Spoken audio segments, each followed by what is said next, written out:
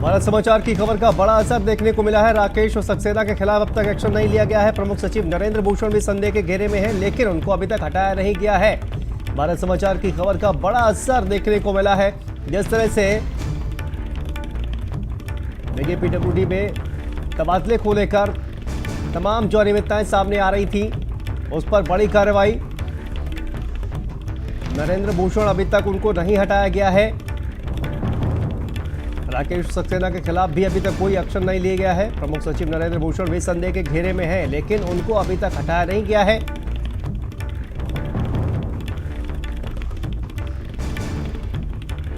बड़ी खबर आपको बता दें कि पीडब्ल्यूडी के जो विभागाध्यक्ष है उन पर बड़ी कार्रवाई की गई है। सरकार ने उनको निलंबित कर दिया गया है, लेकिन नरेंद्र भूषण को अभी तक नहीं हटाया गया है। ये बड़ी जानकारी आपको बता दें कि राकेश सक्सेना के खिलाफ भी अभी तक कोई एक्शन नहीं लिया गया है। प्रमुख सचिव नरेंद्र भूषण भी संदेह के घेरे में हैं, लेकिन उन पर अभी तक कोई कार्रवाई नहीं की गई है। जबकि राकेश सक्सेना के खिलाफ भी अभी तक कोई एक्शन नहीं लिया गया है।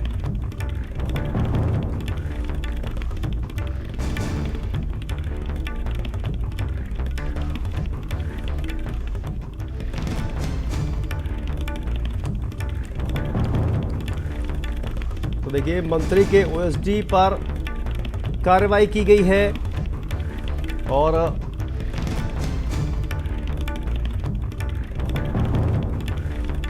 तो देखिए अभी तक आपको बता दें कि बड़ी जानकारी। सबसे पहले एलसी पीडब्ल्यूडी मनोज गुप्ता को सस्पेंड किया गया। पीडब्ल्यूडी में तबादलों को लेकर विभागाध्यक्ष पर गाज गिरी, सरकार ने उनको निलंबित कर दिया।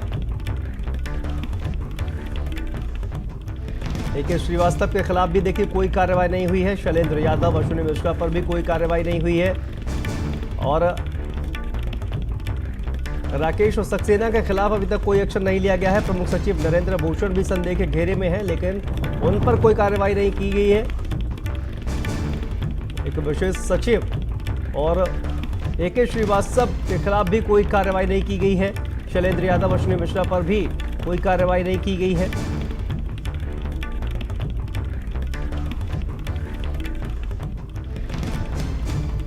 प्रमुख सचिव नरेंद्र भूषण भी संदेह के घेरे में है, लेकिन उनको अभी तक हटाया नहीं गया है। और इस विशेष सचिव पर भी कोई कार्रवाई नहीं की गई है। तो 30 जून को तबादला कर रिटायर हुए थे ए.के. श्रीवास्तव, उनके खिलाफ भी कोई कार्रवाई नहीं की हुई। और आधी अधूरी कार्रवाई इस घोटाले में की है। तबादला घोटाला जो निकलकर सामने आया था, उसमें आधी अधूरी कार्रवाई देखने को मिली है। आधी अधूरी कार्रवाई की गई है। पीडब्ल्यूडी का एक विशेष सचिव भी इसमें शामिल है, लेकिन उन पर कोई कार्रवाई नहीं हुई है।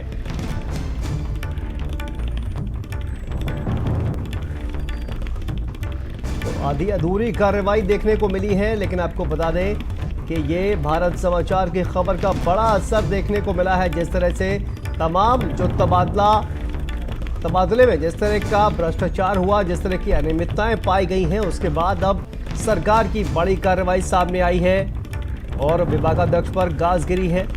मनोज गुप्ता को सरकार ने निलंबित कर दिया है, लेकिन अभी भी कई ऐसे अफसर हैं जिन पर कोई कार्रवाई नहीं की गई है। नरेंद्र भूषण अभी तक नहीं, उन पर कोई कार्रवाई की गई है। पीडब्ल्यूडी का एक विशेष सचिव, उस पर भी कोई कार्रवाई नहीं की गई है।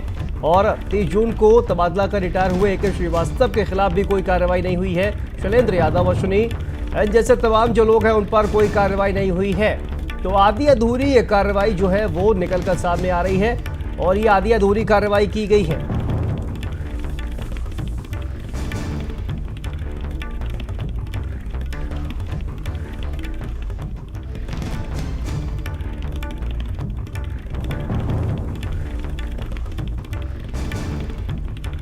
और इसी खबर पर हमारे साथ हमारे सहयोगी अभिषेक पांडे फोन लाइन पर जुड़ गए हैं। अभिषेक, क्या जानकारी आ रही है इस पूरे मामले को लेकर, जिस तरह की सरकार ने कार्रवाई की है और कहा यह जा रहा है कि कई ऐसे अफसर हैं जिन पर अभी तक कोई कार्रवाई अभिषेक नहीं की गई है?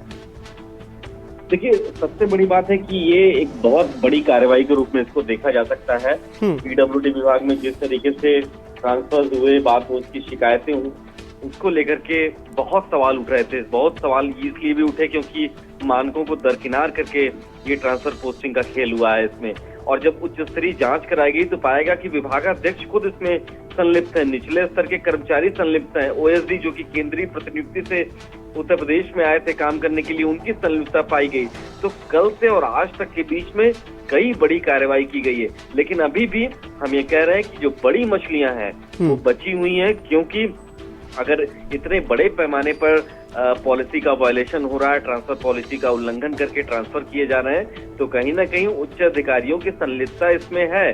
तो ऐसे में जब तक शासन स्तर पर बैठे उच्च अधिकारियों पर कार्रवाई नहीं होती, ये कार्रवाई अधूरी मानी जाएगी। अभी फिलहाल ईएनसी पीडब्ल्यूडी मनोज गुप्ता को सस्पेंड किया गया है, ओएसडी अनिल पांडे को हटाया गया, उन पर कार्रवाई करने के लिए सिफारिश की गई है। साथ ही साथ प्रधान सहायक को जो सारी फाइलों को डील किया करते थे समूह ग और घ की, उनको सस्पेंशन के लिए लिखा गया है।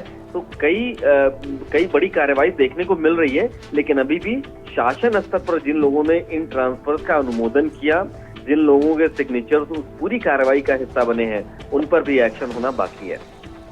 बिल्कुल। और देखिए अभिषेक, एक कहा यह जा रहा है कि एक पीडब्ल्यूडी के जो विशेष सचिव हैं उनको भी कहा जा रहा है कि संदेह के घेरे में है, उन पर भी अभी तक कोई कार्रवाई नहीं की गई है।